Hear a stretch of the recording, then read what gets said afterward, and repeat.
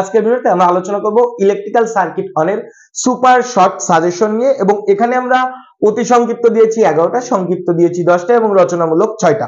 এইগুলো পড়লে তোমাদের আশা করা যায় 100% পাস মার্ক কমন পাবে। যদি না পাও আমি সাজেশন করা ছেড়ে দেবো, এটুকু গ্যারান্টি আমি দিতে পারি। তো সুতরাং ধৈর্য সহকারে ভিডিওটি দেখবে এবং হয়তো তোমরা খাতায় লিখে রাখবে, তা না হলে তোমরা তোমার ভিডিও রেকর্ড করে নিতে পারো এবং যদি সাজেশন গুলো কার্যকারী মনে হয় তাহলে অবশ্যই ভিডিওটি তোমার বন্ধুদের সাথে শেয়ার করে দিবে।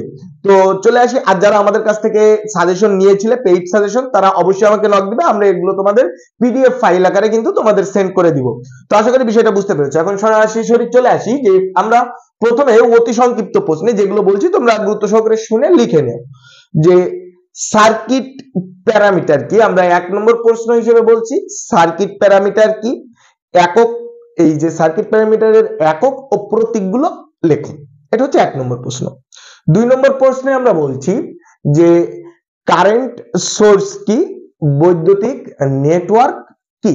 এই যে প্রশ্নগুলো আমি বলছি শুধুমাত্র তোমরা যারা শুধুমাত্র পাস করতে চাও তারা এই প্রশ্নগুলো পড়ে যাবে, আর যদি তোমার মনে করো যে না আমরা ভালো রেজাল্ট করতে চাই তাদের জন্য অবশ্যই গুরুত্বপূর্ণ, কারণ এগুলো যদি মাথায় তুমি সেট করে যাও তাহলে এগুলো আসলেই তুমি কিন্তু লিখতে পারবে এবং কি বলবো যে অন্যান্য টপিকগুলো আসলেও তোমরা লিখবে।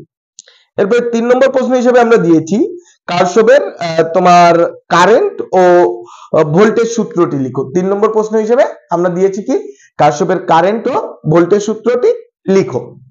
এরপরে 4 নম্বর অতি সংক্ষিপ্ত প্রশ্ন হিসেবে আমরা বলেছি ডেল্টায় সংযুক্ত প্রতিটি রোধের মান 20 ওহম হলে স্টারের সমতুল্য মান কত। এটা স্টারও আসতে পারে, ডেল্টাও আসতে পারে। জাস্ট স্টার ডেল্টা ট্রান্সফরমেশনের যে সূত্র দুইটা আছে এই সূত্র দুইটা মুখস্থ করে গেলে কিন্তু একটা লিখতেই পারবে তোমরা। তারপরের প্রশ্নে আমরা বলছি যে ফেজ ডিফারেন্স কি, অর্থাৎ 5 নম্বর অতি সংক্ষিপ্ত হিসেবে বলছি ফেজ ডিফারেন্স কি এবং ফ্রিকোয়েন্সি কি। Cycle per second phase difference বলতে আমরা কি বুঝি। এই তিনটা থেকে কিন্তু একটা প্রশ্ন আসার মতো, আশা করা যায় আসবে। এরপরে তারপরের প্রশ্নে আমরা বলছি 6 নম্বর হিসেবে পিক ফ্যাক্টর ও স্ক্রিন ফ্যাক্টর কি। আশা করা যায় এই দুইটা থেকে একটা প্রশ্ন পাবে তোমরা। এরপরে যে অপারেটর কি, যে অপারেটর কি এবং এখানে যে পোলার অথবা রেক্ট্যাঙ্গুলার হয় এই প্রশ্নটা আসবে। তাহলে পোলার এবং রেক্ট্যাঙ্গুলার থেকে যে কোনো একটা ভ্যালু দিয়ে দিল, বললো যে পোলার থেকে রেক্ট্যাঙ্গুলার করতে অথবা রেক্ট্যাঙ্গুলার থেকে পোলারে করতে, যে কোনো একটা কিছু আসতে পারে। এখন সংখ্যা দেওয়া থাকলে তোমরা তো অবশ্যই পারবে। এরপরে আছে যে 8 নম্বর প্রশ্ন হিসেবে আমরা বলছি ক্যাপাসিটিভ ও ইন্ডাকটিভ রিঅ্যাক্ট্যান্স কি এবং ইম্পিডেন্স কি। খুবই গুরুত্বপূর্ণ প্রশ্ন, এই তিনটা থেকে একটা প্রশ্ন পাবে। এরপরে আসো 9 নম্বর প্রশ্ন হিসেবে আমরা বলছি আর এল কথাটার অর্থটা কি বলতো। আর মানে হচ্ছে রেজিস্ট্যান্স, এল মানে ইন্ডাক্ট্যান্স এবং আর সি মানে কি রেজিস্ট্যান্স এবং ক্যাপাসিট্যান্স।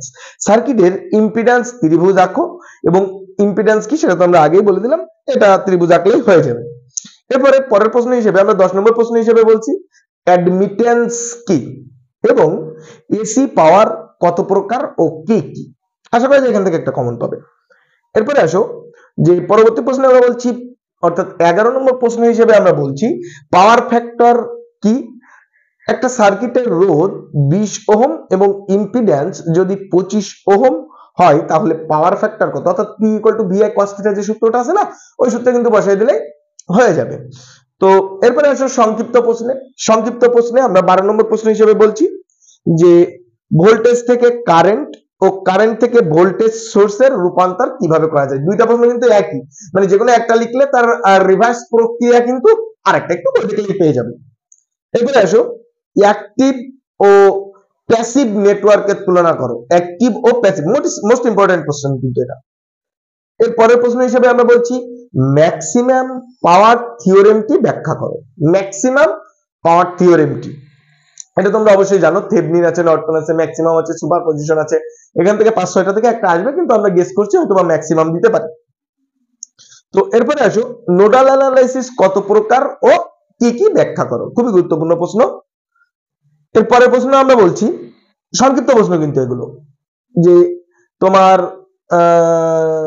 স্টার হতে ডেল্টা রূপান্তরের পদ্ধতি চিত্র সহ লেখো। এখন এই সাজেশনগুলো তোমরা যদি কেউ পিডিএফ আকারে পেতে চাও সেক্ষেত্রে অবশ্যই আমাকে হোয়াটসঅ্যাপে নক করবে এই নাম্বারে, তাদের কিন্তু অবশ্যই পেমেন্ট করতে হবে। অর্থাৎ এই সাজেশনগুলো আমরা যেগুলো বলে দিচ্ছি এগুলো তুমি চাইলে টুকে নিতে পারো, আর তা নাহলে যদি পিডিএফ ফাইল আকারে পেতে চাও অবশ্যই আমাকে নক করবে 094028283 এই নাম্বারে। আমাদের এই পিডিএফ ফাইলের মূল্য কিন্তু 120 টাকা। এবং এছাড়া তুমি যদি তোমার ডিপার্টমেন্টের বাকি পরীক্ষার সবগুলো সাবজেক্টের সাজেশন নিতে চাও সেক্ষেত্রে কিন্তু 200 টাকা পেমেন্ট করলে সবগুলো সাবজেক্টের সাজেশন পেয়ে যাবে। তো আর যারা আমার কাছ থেকে আগে সাজেশন নিয়েছিলে আমি তোমাদের সবাইকে বলে দিচ্ছি আমাকে একটু হোয়াটসঅ্যাপে নক দিবে, অবশ্যই আমরা তোমাদেরকে এই ফাইলগুলা পিডিএফ ফাইল আকারে দিয়ে দিব।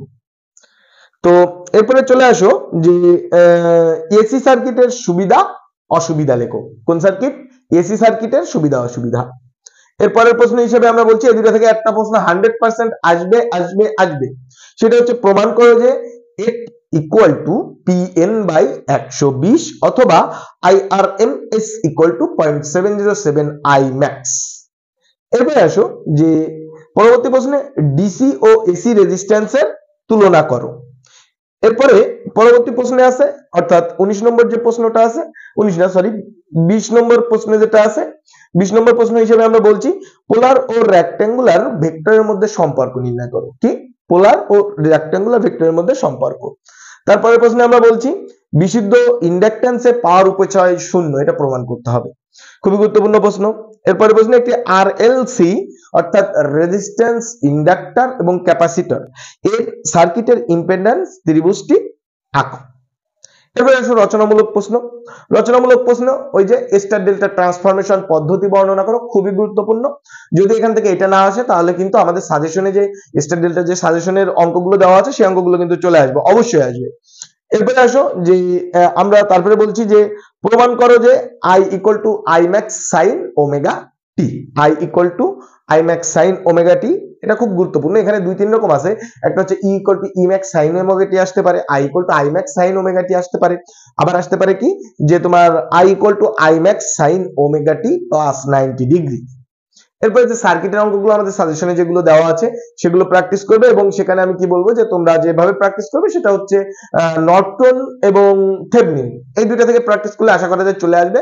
কারশফ এখনকার জন্য বলা যায় যে খুব লেস ইম্পর্টেন্ট। এরপরে আসো মোস্ট ইম্পর্টেন্ট কোশ্চেন, এটা কিন্তু যারা একটা অঙ্ক পারো না সার্কিটের তাদের জন্য কিন্তু মোস্ট ইম্পর্টেন্ট একটা প্রশ্ন। সেটা কি? একটি আরএলসি সিরিজ সার্কিটের রেজিস্ট্যান্স, ইন্ডাকট্যান্স ও ক্যাপাসিট্যান্স দেওয়া আছে। তো আমি মনে করলাম সেটা তুমি মনে করতে পারো 25 ওহম, 0.06 হেনরি এবং 100 মাইক্রোফ্যারাড, এসব জাতীয় তুমি মানে বই থেকে যে কোনো একটা অঙ্ক দেখে নেবে, দেখে নিয়ে সেখানে মোট 8টা 9টা আছে, সেই 8টা 9টা থেকে আমি 5টা টপিক তোমাদের বলে দিচ্ছি, সেই 5টা টপিক মুখস্থ করে যাবে, আশা করা যায় ওখান থেকে কমন পেয়ে যাবে। 250 ভোল্ট 50 হার্জ উচ্চের সাথে যুক্ত হলে নির্ণয় করতে হবে ইম্পিডেন্স, এর সূত্র মনে করবে, কারেন্ট, পাওয়ার ফ্যাক্টর এবং ভোল্টেজ ড্রপ। এই 5টা টপিক্সের সূত্রটা কি এই সূত্রগুলো মুখস্থ করে যাবে, মুখস্থ করে গেলে আশা করা যায় এখান থেকে অবশ্যই কমন পাবে। এবং মোস্ট ইম্পর্টেন্ট এবং থিওরি প্রশ্ন যারা পাস করতে চাও তাদের জন্য বৈদ্যুতিক নেটওয়ার্ক কি এর শ্রেণী বিভাগ সহ সংজ্ঞা লেখো। বৈদ্যুতিক নেটওয়ার্ক কি এর শ্রেণী বিভাগ সহ সংজ্ঞা লেখো। তার পরবর্তী প্রশ্ন হিসেবে অর্থাৎ আমরা 26 নম্বর প্রশ্ন হিসেবে বলছি প্রমাণ করো যে P equal to VI cos theta. আশা করা যায় এইগুলো যদি তোমরা গুরুত্ব সহকারে একটু দেখো তো তোমাদের ফেল করার কোনো চান্সেস আমি দেখছি না, 100% পাস করে যাবে। তো আশা করি বিষয়গুলো সবাই বুঝতে পেরেছো। ধন্যবাদ, ভালো থাকবে, সুস্থ থাকবে।